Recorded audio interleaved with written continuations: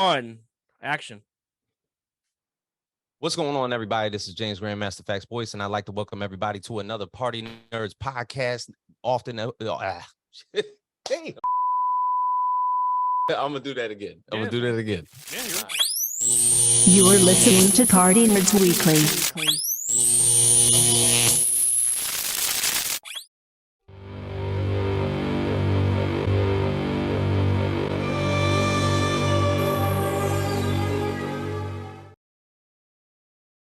What's going on, everybody? This is James Grandmaster Facts Boyce, and welcome everybody to another Party Nerds podcast. Thank you for being here today. And no, we had to talk about this because, of course, in the past couple of days, everybody has gotten a chance to see the second trailer for Wakanda Forever, and notably how awestruck that it is because now we finally got to have some reveals that started to happen in this trailer. A couple being the introduction of Namor. You may have saw him in the first trailer just by like notations of his face or like just like swimming around, but you didn't necessarily see any type of some action sequences that were pretty much happening. And then the second big reveal was who the hell was going to be the person that was going to precede T'Challa as Black Panther. They had all those theories going out there that it was going to be Killmonger getting raised from the ocean and returning as the new Black Panther. Of course, if you were to follow the comics, it was going to be Shuri, who was going to precede him, and did not precede him in the comics in death. It was more so by his banishment and the fact that pretty much he turned his sights on becoming the king of the dead, and Shuri then took over as the queen of Wakanda. And at the end of that trailer, you come to find out that Shuri will be the one preceding him. So what were your thoughts seeing the trailer for the first time? Oh man. Again, I just saw the trailer 5 minutes ago. And honestly, well, the first time I saw it, it was quick, man. I was so busy. So I just I kept fast forwarding, but now like 5 minutes ago, I really sat down, situated myself, and watched it, and it sent chills down my spine. I'm like, wow, this is gonna be something, man. So notably, like if we're looking at the past 4-5 Marvel movies that have came out during this time, they've all had this lackadaisical, funny way to basically reveal themselves in the trailers as having a comedic vibe and everything like that. You do not get that from this trailer at all. Nope. The first trailer basically gave us a sequence of grief for Chadwick and basically for King T'Challa throughout the entire trailer. So I think it had the sample of Bob Marley's No Woman, No Cry in it. And it was just like this solemn way of paying tribute to Chadwick. In this trailer, we got that a little bit of it because we knew that there was going to be a grieving sequence, and then what then happens after. And it's more so an invasion. And you get to see basically Namor revealing himself, him and all the Atlanteans, or however you want to call them, because I'm not even sure if they're going to use Atlantis, because I think they wanted to stray as far away from Aquaman depictions because they are both from Atlantis as possible. I believe that's probably the reason that they went into this Aztec mythology vibe and everything to basically showcase that type of culture. They wanted to stray away from that completely. That's true. But here's a question. Why are they invading now? Why are they coming up now? You know what? That's a good story. Because it doesn't necessarily make sense as to why they would want to invade now. All this shit has happened on Earth for the past maybe like couple decades, if you want to count back to Infinity War and into Endgame. I mean, to be honest, Wakanda, since the Avengers arrived, has been going through it. You know what I'm saying? Thanos arrived, half the people get wiped out. The Outriders show up on Wakanda and start tearing up through the village. And then you see basically glimpses in this trailer that Wakanda is being flooded out. I mean that Namor is actually flooding the city. Oh, True. flooding the city of Wakanda. And there is a comic book lineage to that. There's a of course a little correlation that happens there. If you there was Avengers versus X-Men, and Namor was a member of the Phoenix Five. So the Phoenix Force did not basically supplant themselves into one being. It supplanted it into five. So it was like Emma Frost, Cyclops, Namor was one of them. And one of his actions as a part of the Phoenix Force was to flood Wakanda so that Black Panther would be caught off guard and off course. So like this is something that I've seen in the comics, and this is something that we are going to see in this movie. But why the animosity to Wakanda? Why not New York City or any other city? Why Wakanda? Well, I would think more so because of the tech. And if we remember correctly from the last Black Panther movie, that Ulysses Claw just knew about the resources of vibranium that is basically flooding throughout that entire landmass. And even in the heart-shaped herbs that grow from the ground that are pretty much, I guess, materialized from the vibranium. If you want to call it that, there is an outsource of power structures that are literally growing from throughout the ground from this vibranium meteor that dropped God knows how many years ago. So there's like so much at stake. But the thing is, what's exactly at play? Because you mentioned the question and everything, like, why are they invading now? They could have done this plenty of other times. I mean, if this is after the events of the Eternals, there's still a celestial laying in the ground. Oh, that's like right. sticking out of the earth. Yeah. And people have just been snapped back as to maybe around five years ago. So there's so much. Were they affected by the snap though? I'm gonna say so. Okay. Because every species in the entire universe had their populations cut in half. It wasn't just Earth or a certain section of people. It happened to be like a good amount of folks. Underwater too. Yeah. Okay. Yeah. And the thing is, just the introduction of Namor alone is pivotal, because you got to understand that Namor is the legacy character. And like Namor's introduction into comic books was back when Marvel wasn't even Marvel. Marvel was Timely Comics at that time. Oh, wow. Namor #1 hit in 1939. What? Yeah, so to put that in perspective, Superman's first appearance was in 1938 for Action Comics. So 1938, 1939.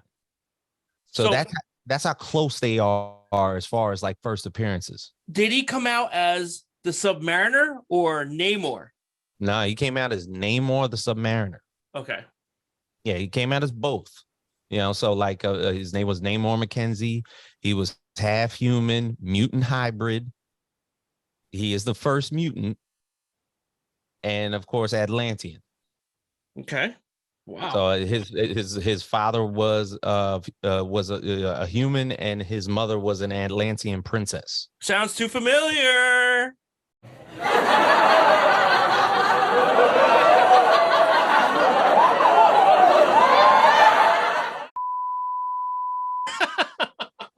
Yeah.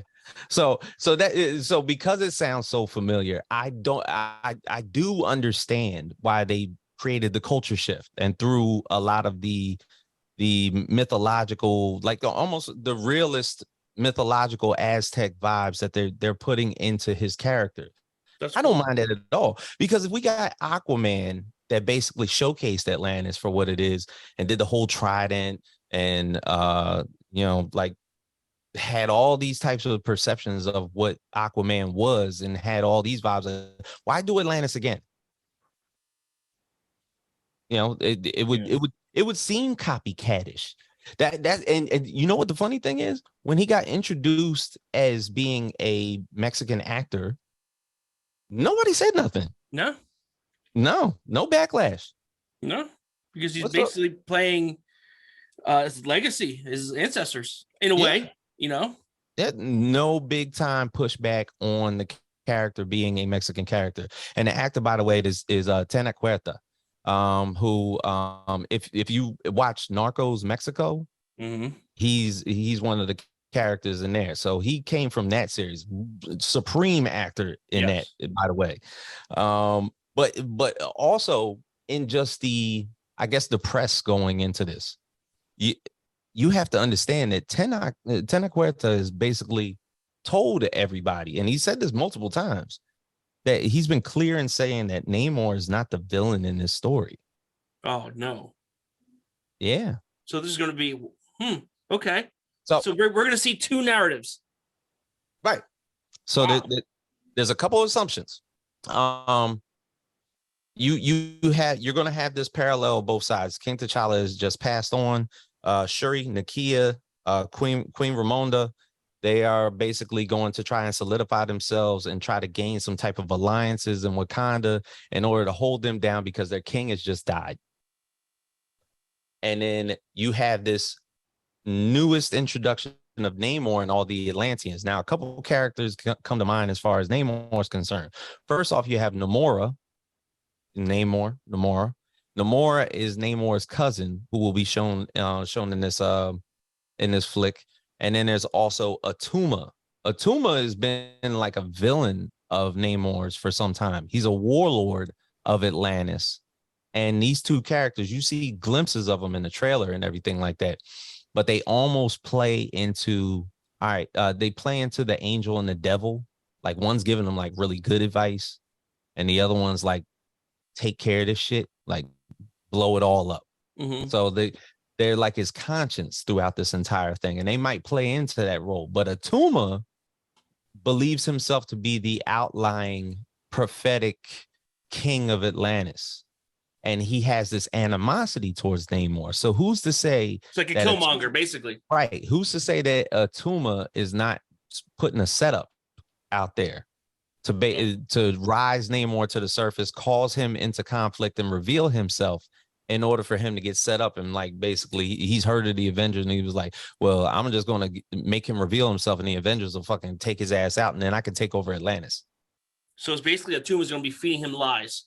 You know, and the thing is, it's sad that we're not going to get the classic T'Challa Namor battle that we've seen from either Avengers vs. X-Men, from New Avengers #6, where after he flooded Wakanda, they've got to see each other face to face, and T'Challa beat the dog shit out of him. Yeah. Oh yeah. And the thing is, they didn't really start to have a conflict until like Christopher Priest run in 1998. He had a run from like 1998 to 2003, to where you saw these inner conflicts between the two because there was like a geopolitical thing. The resources for one kingdom does not adhere to the ones of the other. And like Brian Michael Bendis like captured a lot of this. Jonathan Hickman, when he did it with New Avengers, Jason Aaron did it. You know, like these are some of the writers that have taken into the conflict between the two and have taken advantage of that and made really good stories out of it. Wow. You know? Yeah. So like there's a lot going into that, but this is speculation, strictly speculation. I don't know shit. On the record though, right? On the record, but speculation. At sometimes, and one time particularly in the comics, the double cross amidst their conflict between T'Challa's and Namor's was sometimes pieced in by some type of secret persons waiting in the wings for them to both kill each other, and that person was Dr. Doom. Oh.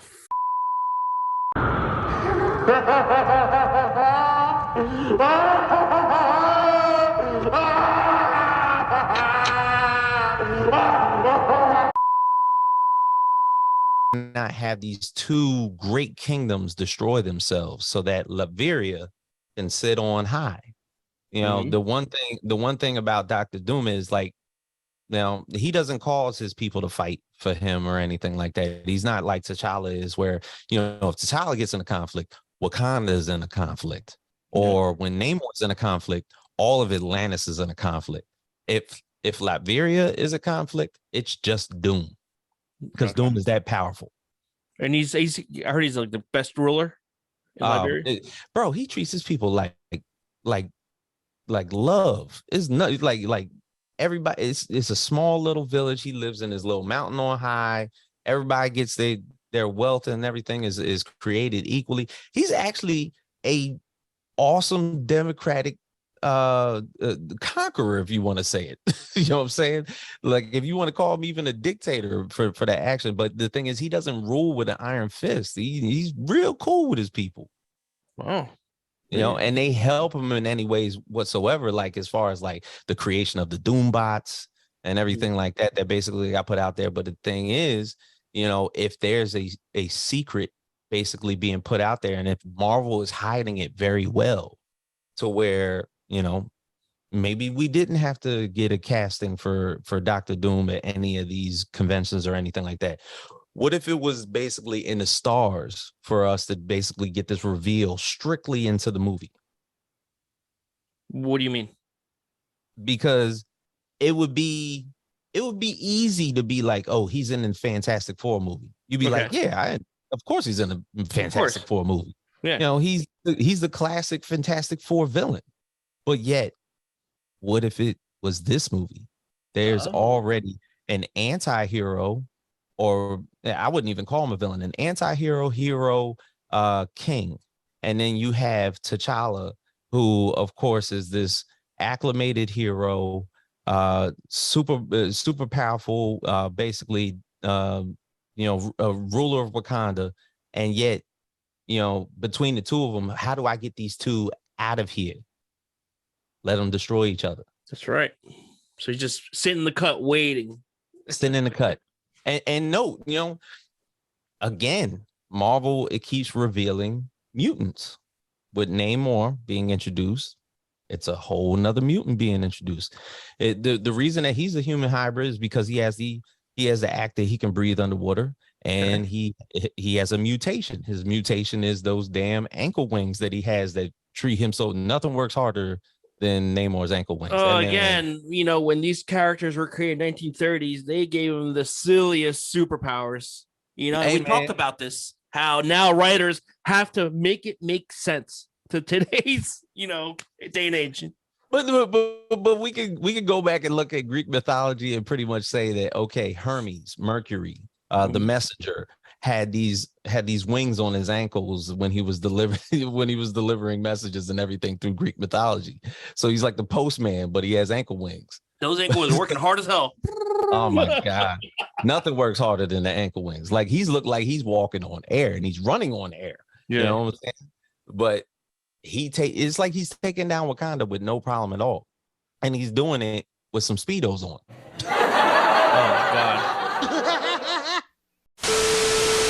So yeah, the suit. I'm surprised why they didn't give him a black leather suit, you know, the typical Fox kind of thing. But now he's wearing his true suit from the 30s. That's exactly it, man. You know what I'm saying? Like, they did not stray too far from the exact character or the exact costume. I mean, yeah, there's been other iterations where Namor is wearing an entire suit, you know, and it's like some old skin tight thing that he wears and everything. Even when he in Avengers vs. X-Men, he was wearing some cool shit. But to have him introduced like this, like Tenak had to spend this entire movie filming this entire movie in some Speedos the entire time. He had to be doing push-ups every day on set. Grilled chicken, broccoli, brown rice. Oh my God, sucks. Oh my God, yo, dude, meal preps. Right? Yeah, that's good, man. I'm happy about that. Now there is hopes that Wolverine will be wearing a suit.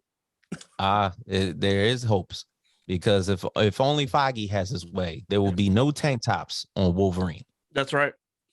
Yeah. So I asked this: what are your predictions for the movie? All right. Well, like you said, I'm going to piggyback what you said. They're going to introduce mutants, more mutants. But I'm really curious to see how Shuri's going to do as a Black Panther. Maybe she has better tech on the new suit, or that's what I'm really curious about. Maybe, do you know anything about that, about the new tech or anything? I mean, the one thing that's kind of like the wild card in this thing, of course, we understand how smart Shuri is, but she's going to have a little bit of help because Ironheart is also going to get introduced in this film. So what is at play with her? So it's like, okay, she's going to get introduced as this. Who knows? Is she going to get introduced as she is? This MIT, this MIT tech student that's going to get snatched up by a Wakandan princess, and is like, hey, of all the people that we kind of like need help around here, you're kind of like the person that can help us utilize the vibranium to turn them and weaponize them against this Atlantean army. So is the Ironheart suit made of all vibranium, or is it Stark Tech? Well, it's funny. It's funny that you say that because, you know, she initially, because she idolized Tony Stark, she made it out of, you know, like she made her own Mach 1 out of some scraps. But if you have a person like Shuri that shows up at like a contest, or the fact that she's showcasing like her Mach 1 and says, I can make it for you in vibranium. You imagine a whole vibranium suit? Unstoppable. That's what I'm saying. Like fighting Celestials. So T'Challa had this kinetic suit that, of course, like had a power scale. The more you beat into it, it had more power, and then it would repel back onto you. That's right. So, but they never turned the actual, like, I guess, Wakandan rock into like steel and made that into a suit. So if they like transform Ironheart suit into some vibranium shit, like I'm almost at fault is to asking myself, like, and everybody's going to ask this question, like, how does T'Challa die? Oh, I mean, look, do you think they'll have him CGI'd for 5 minutes to see how he died or something, or use some AI CGI? I don't think they want to show his face. I think they're pretty much going to have like him in his Black Panther suit in the burial ceremony. Yeah, in the burial ceremony, and that's literally going to be how he dies. Because generally, you know, like I don't know how he triggers it, but he does something to where the nanotech releases from his head and reveals his face. Maybe that doesn't happen. Okay. Well, do you think the director will leave it to the viewers to see how he died, or go straight right to the burials scene? Will there be a death blow? That's the thing. Like, is Namor going to kill T'Challa, or is it going to be in some other form or fashion? Yes. You know, like, how does that go down? Do I flood Wakanda to the point where I drown T'Challa? You know, there's a scene where M'Baku like is forcibly jumping into the water, like he's trying to save somebody. Oh, that's right. But here's the thing. Let's talk about M'Baku's purpose in this film now. Do you think he's going to have a big part leading on to bigger things, or? I mean, at most, what is he? He's more so seen as a henchman.